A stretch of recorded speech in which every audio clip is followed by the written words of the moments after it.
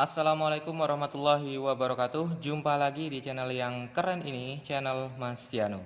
Oke adik-adik, materi kali ini adalah larutan penyangga. Skuy disimak baik-baik materi kali ini mengenai larutan penyangga.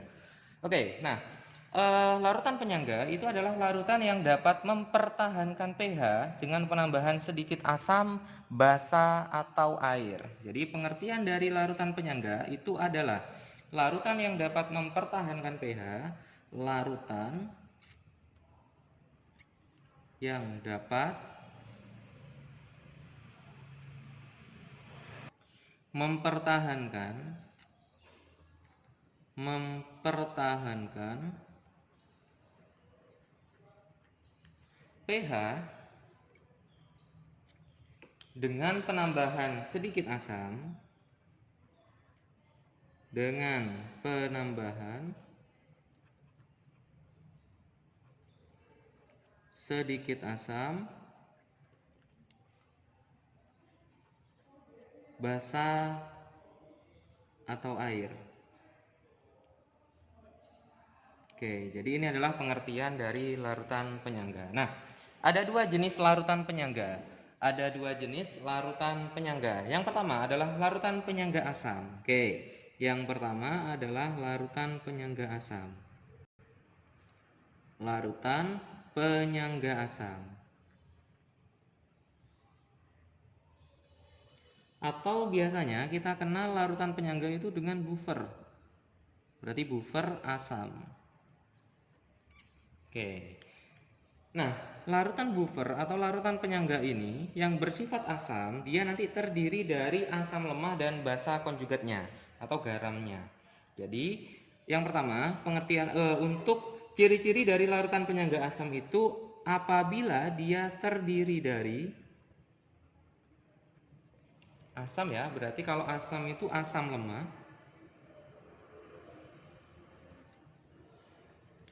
dan basa konjugatnya. Dan basa konjugatnya.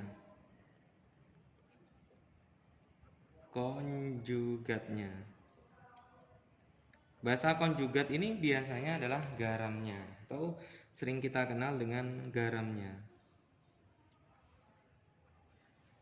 Nah, atau bisa juga larutan penyangga itu basa konjugatnya itu atau garamnya itu dia terbentuk dari campuran asamnya lemah, basanya kuat. Asam lemah dan basa kuat.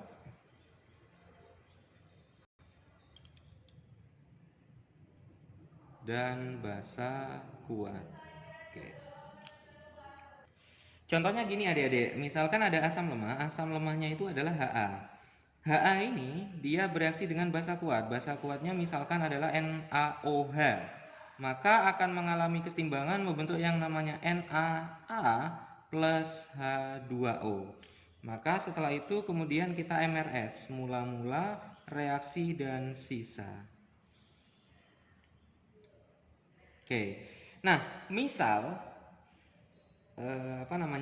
mol dari Ha itu adalah 10 mol. NaOH-nya adalah 5 mol. Maka yang berperan sebagai pereaksi pembatas itu adalah mol adalah pereaksi yang memiliki jumlah mol paling kecil, yang terkecil.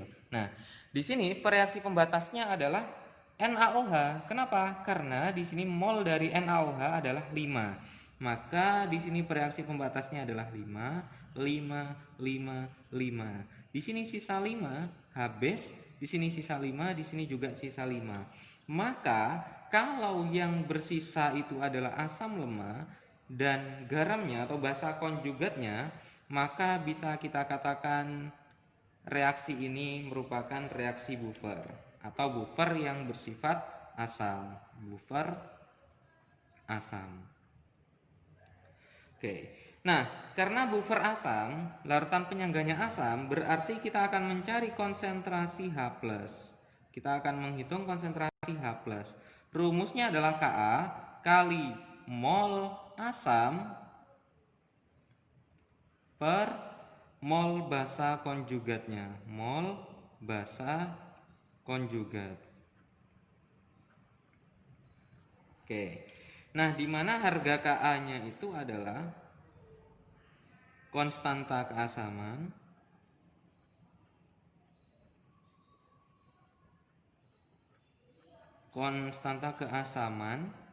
dan kemudian ada mol itu, baik itu mol asam atau mol basa konjugatnya itu bisa juga dihitung dari konsentrasi kali volume atau gram per mr.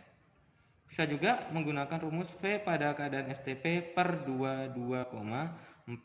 Ingat di sini volumenya harus dalam bentuk liter. Ini juga dalam bentuk liter. Oke. Nah, kemudian kita masuk ke garam yang kedua, Adik-adik. Jadi garam yang kedua ini adalah garam kok garam lagi. Larutan penyangga yang kedua ini adalah larutan penyangga basa. Larutan penyangga basa.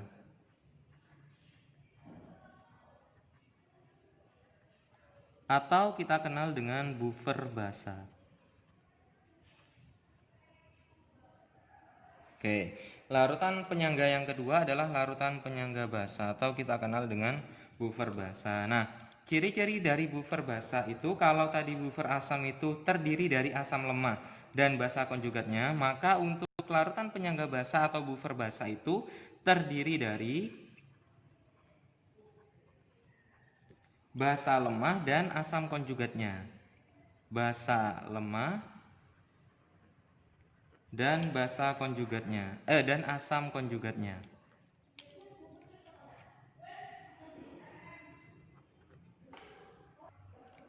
Konjugatnya.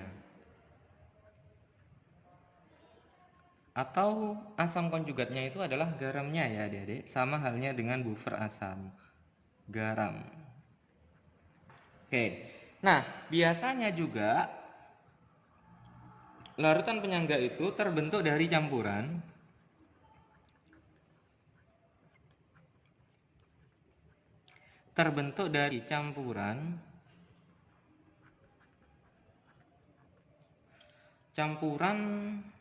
asam kuat dan basa lemah.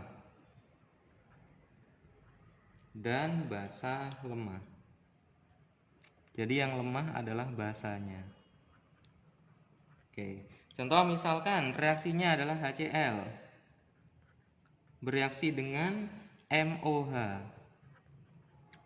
mengalami kesetimbangan membentuk yang namanya MCl plus H2O. Maka kemudian kita akan menuliskan MRS-nya, mula-mula, reaksi, dan sisa. Oke, misalkan mula-mula HCl-nya adalah 5 mol, MOH-nya adalah 10 mol. Maka di sini yang berperan sebagai pereaksi pembatas adalah HCl karena memiliki mol yang kecil, 5, 5, 5. Maka di sini nanti habis, di sini sisa 5, sini 5, di sini juga 5. Nah, karena adik-adik di sini yang sisa adalah basa lemah dan garamnya, maka akan menghasilkan yang namanya larutan penyangga basa atau buffer basa.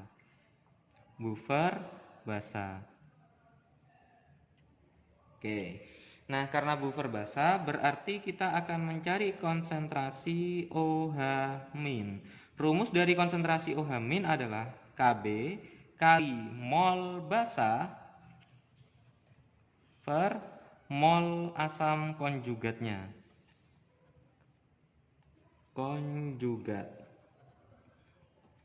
Di mana harga Kb itu adalah konstanta kebasaan.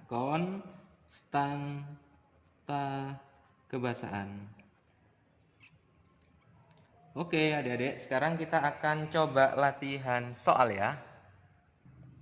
Oke.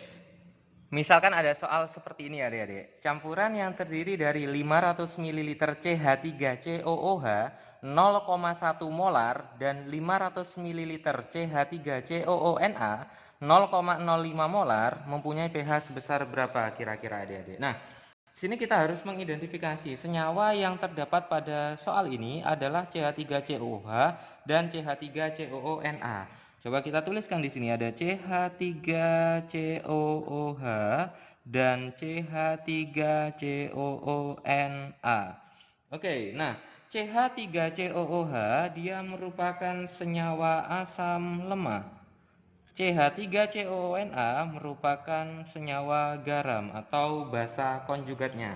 Maka langkah pertama kita harus mencari molnya terlebih dahulu. Kita cari dulu mol asam. Kita tahu bahwa untuk mencari mol asam itu adalah hasil kali dari konsentrasi asam kali volume asam. Konsentrasi asamnya adalah 0,1 molar. 0,1 kali volumenya adalah 500 mili, jadikan liter 0,5, berarti sama dengan 0,05 mol. Oke. Nah, sekarang mol garam. Mol garam sekarang kita cari. Berarti konsentrasi garam kali volume garam.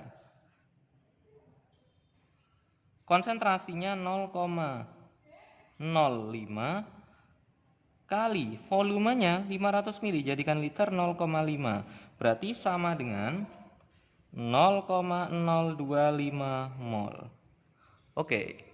Nah, sekarang kita ingat di sini, kita harus tahu di sini bahwa ternyata di sini tersusun dari asam lemah dan garam. Berarti kalau tersusun dari asam lemah dan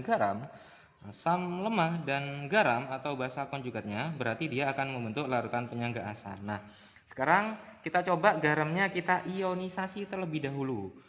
CH3COONA kita ionkan, maka dia akan menjadi CH3COO- plus Na plus. Nah, di sini karena mol dari CH3CONA atau garamnya itu adalah 0,025, sini berarti juga 0,025. Berarti basa konjugatnya adalah 0,025 mol. Nah, sekarang baru kita akan mencari konsentrasi H+. Karena membentuk buffer asam, maka kita mencari konsentrasi H+. Rumusnya adalah Ka kali mol asam per mol basa konjugat. Oke. Mol asamnya itu asam ya, asam itu ya berarti CH3COOH. Basa konjugatnya berarti CH3COO-. Nah, sekarang kita masukkan satu persatu. Ka-nya adalah sebesar 10 pangkat min 5. Mol asamnya adalah 0,05. 0,05. Mol basa konjugatnya adalah 0,025. 0,025. Oke, ini kan bisa dicoret ya. 2 ya. Ini 2. Sehingga hasilnya adalah 2 kali 10 pangkat min 5. Artinya pH yang terbentuk dari kedua garam itu adalah 5 min log 2. 5 min log 2. Oke. Oke adik-adik, sekian pembahasan video kali ini mengenai larutan penyangga. Jika adik-adik ada yang ingin ditanyakan dari video ini seputar larutan penyangga, silakan adik-adik bisa menanyakan pada kolom komentar ya. Dan jika adik-adik suka dengan video ini, jangan lupa untuk like, subscribe, comment, and share videonya, agar adik-adik tidak ketinggalan video-video terbaru dari Mas Yano. Oke, Mas Yano akhiri. Wassalamualaikum warahmatullahi wabarakatuh.